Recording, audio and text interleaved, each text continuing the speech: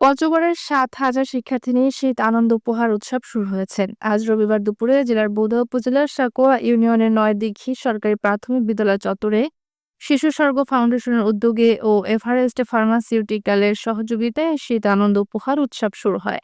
অনুষ্ঠানে বোদা উপজেলার ১২টি সরকারি প্রাথমিক বিদ্যালয়ের ১,৩০০ শিশু শিক্ষার্থীর হাতে উপহার, শীতবস্ত্র ও স্কুল ব্যাগ সহ শিক্ষা উপকরণ তুলে দেন। অনুষ্ঠানে প্রধান অতিথি বিএনপির কেন্দ্রীয় কমিটির পল্লী উন্নয়ন বিষয়ক সম্পাদক ও পঞ্চগড় জেলা বিএনপি সদস্য সচিব ফরহাদ হোসেন আজাদ।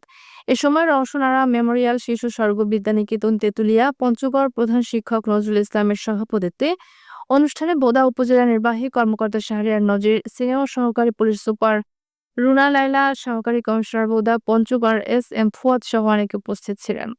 অনুষ্ঠানে স্বাগত বক্তব্য রাখেন শিশু স্বর্গ ফাউন্ডেশনের প্রতিষ্ঠাতা কবির আহমদ আকন্দ।